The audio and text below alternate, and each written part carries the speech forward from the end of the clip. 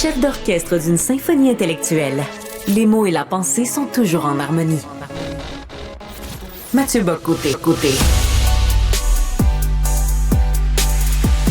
Alors, on en a parlé il y a quelques instants avec Alexandre Dubé, la question de l'espèce de publicité délirante du mouvement des Jardins pour les Patriotes, sujet 1.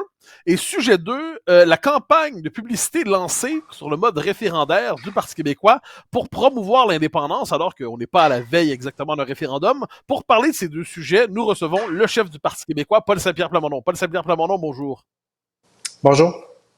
Alors, d'abord, parce que c'est le sujet qui s'est emparé des conversations depuis quelques jours, le Desjardins et les Patriotes.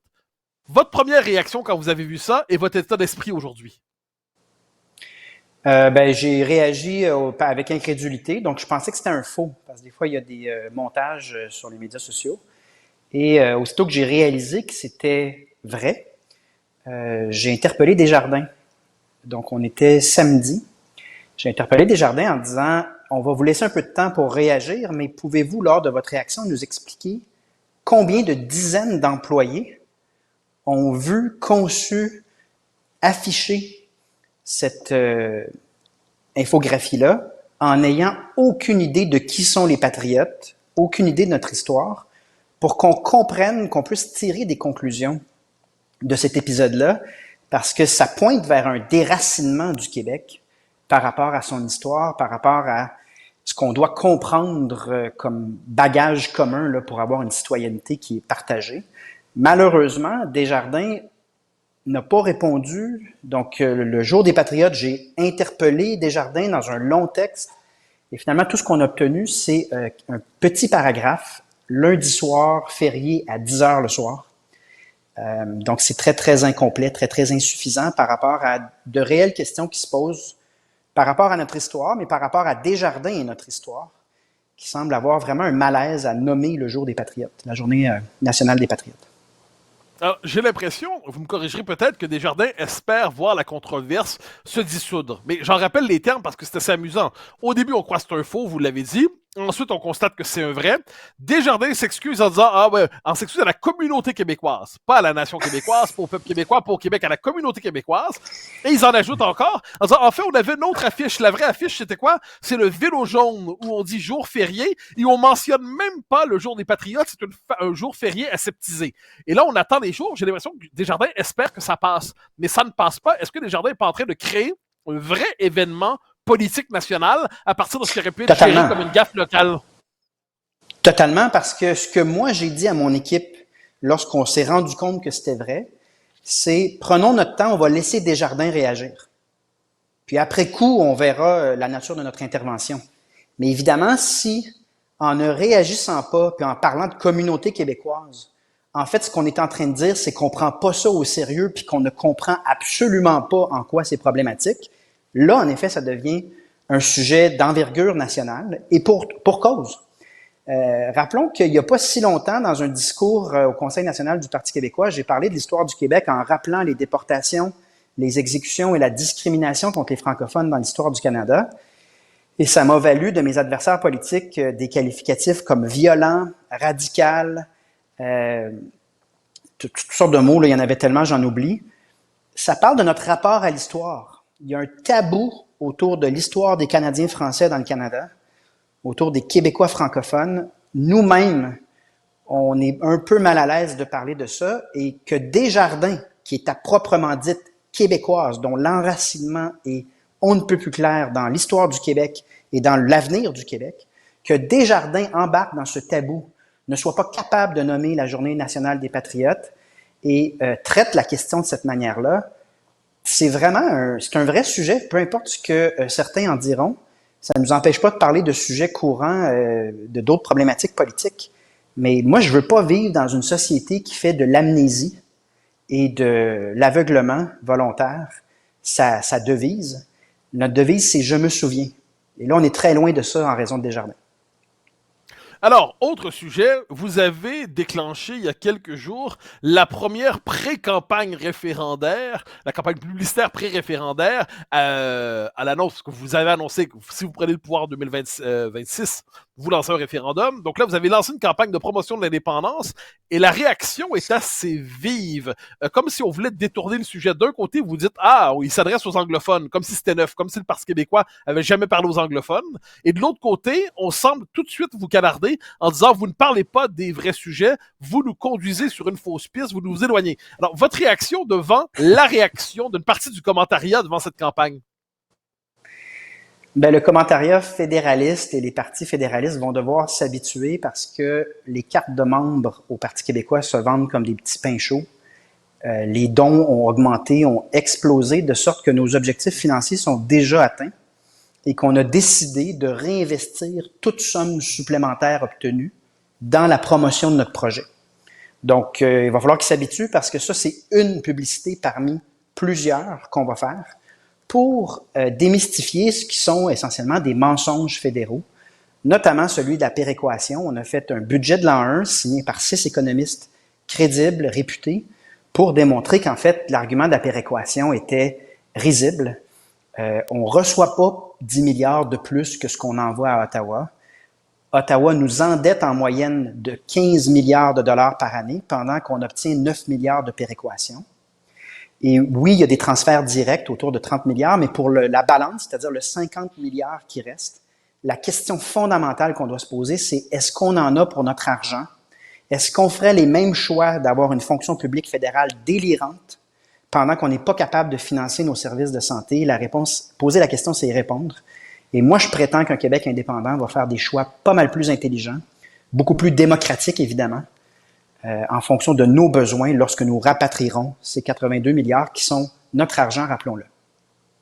Alors, parce que je vois la réaction à votre campagne de publicité, et j'essaie de me mettre, et je vous demande de faire la même chose, dans la tête de vos adversaires fédéralistes. C'est-à-dire, il y a eu dans l'histoire du Québec des penseurs fédéralistes qui ont compté. Il y a pas Justin Pierre-Éliott Trudeau, qu'on peut ne pas apprécier, mais qui avait une vision du Canada. Il y avait Léon Dion, un défenseur de l'autonomie québécoise dans le Canada. Il y avait Claude Ryan, et ainsi de suite. J'ai l'impression que les fédéralistes se sont à ce point assis sur leur confort et leur victoire de 95, victoire usurpée, qu'ils ne prennent plus la peine de justifier leur projet. Donc, à la rigueur, ils cherchent à faire peur, et ainsi de suite. Est-ce que vous réussissez à vous mettre dans la tête de vos adversaires fédéralistes en comprenant leur vision du Québec dans le Canada? Je dirais de manière bienveillante et charitable. Mais est-ce qu'il reste pour vous quelque chose du fédéralisme à la Léon Dion, à la Claude Ryan? Mais non. C'est Brian Mulroney qui est le dernier à avoir essayé de bonne foi de réintégrer le Québec dans le Canada. Ça a été un échec. François Legault s'est voulu un peu dans cette lignée-là, bien que moi, je crois que tout le long, il savait qu'il perdait son temps, mais ça lui ouvrait les portes du pouvoir. Je pense, pour faire un résumé, il y a 2 facteurs qui jouent ici. Premièrement, en effet, le Canada comptait sur la mort de l'indépendantisme. Ils étaient convaincus de la mort du PQ. Ils étaient convaincus de la fin de cette idée-là. Et là, soudainement, il y a un parti de 4 députés qui fait des campagnes publicitaires à la télévision, la première depuis Jacques Parizeau. Donc, évidemment qu'on sent beaucoup de nervosité et de désorganisation du côté fédéraliste. Mais c'est pas ça leur plus gros problème. Leur plus gros problème, c'est qu'ils n'ont rien à proposer. Il n'y a plus personne au Québec qui pense que le Québec va réintégrer le Canada dans l'honneur et l'enthousiasme. Pas personne qui pense que la Constitution canadienne est réformable. Il n'y a personne qui pense que, avec 1/5 des sièges à Ottawa, le Québec va tirer son épingle du jeu. Donc, ils n'ont rien à proposer. Il leur reste donc la désinformation et la peur.